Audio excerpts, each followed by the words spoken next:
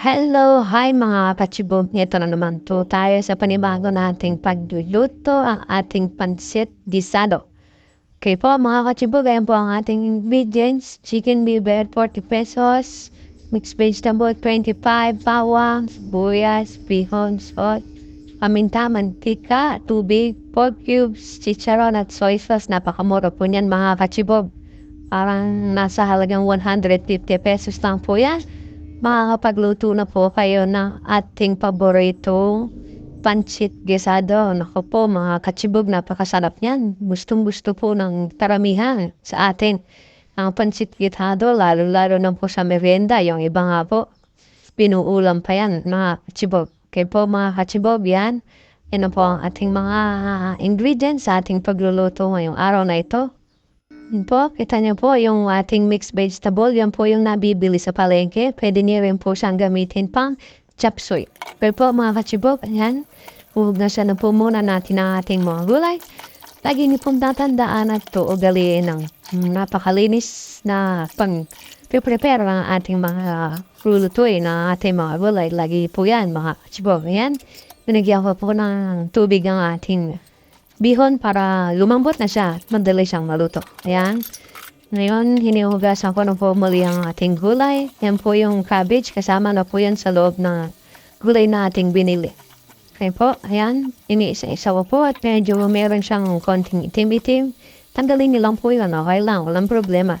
Alam niyo naman, medyo mura lang yung ating recipe. Kaya hindi niyo mo kasi sisigurado na okay lahat ng gulay. Okay po, ayan. Nilinis ko rin po ang ating chicken liver. Hugasan niyo po siyang mabuti dahil napakalansa niya mga kachibog. Okay po, ayan, eto na, kinakap ko na po ang ating mga gulay. Ayan, ikat niyo lang po siya ng maliliit at maninipis. Para po naman maging mas mabilis siyang maluto. Ganyan po talaga ang pagkakat ng ating pansit. Okay po mga kachibog. Punan po yung ating gulay, ang ating bawang. Tsaka lang po ng liliit muli para sa ating paggigisa.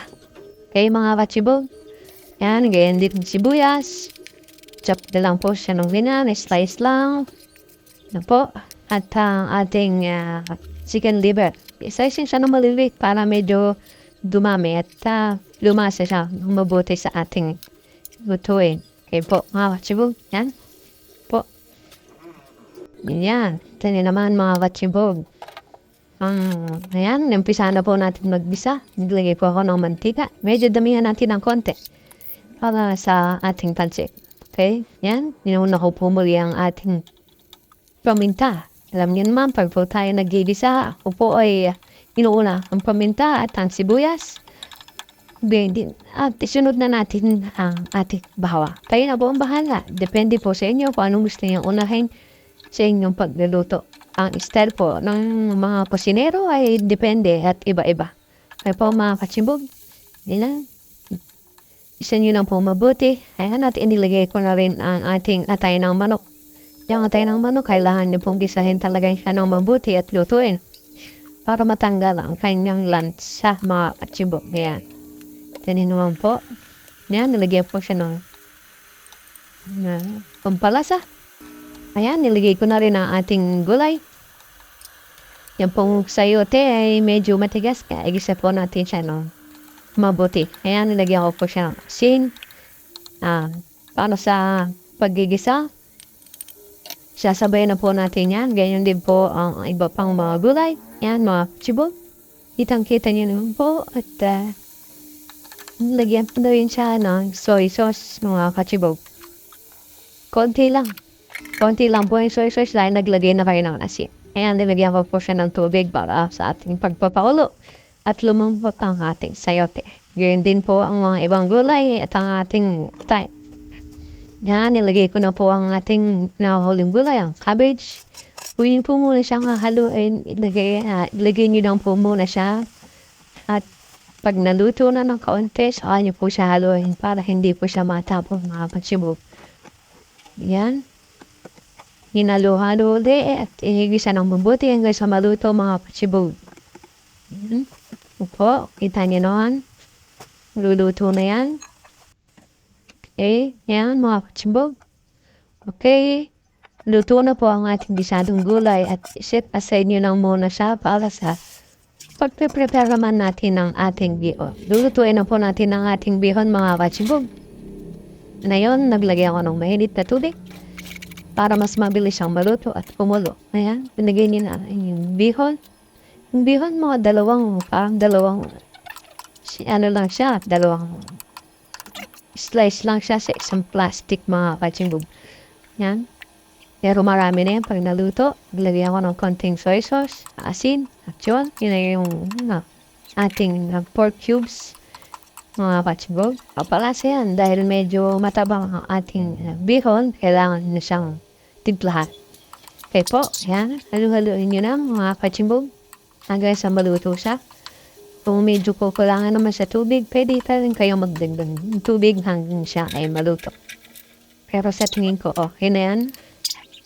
Yan, basahan natin para maging okay na. Yan, nilagay na po natin ang ating gulay at halu-haluin nyo hanggang sa mag-mix siya talaga at lumasa ang ating pansit. Yan, napakasarap niya mga kachibog. Tangin man.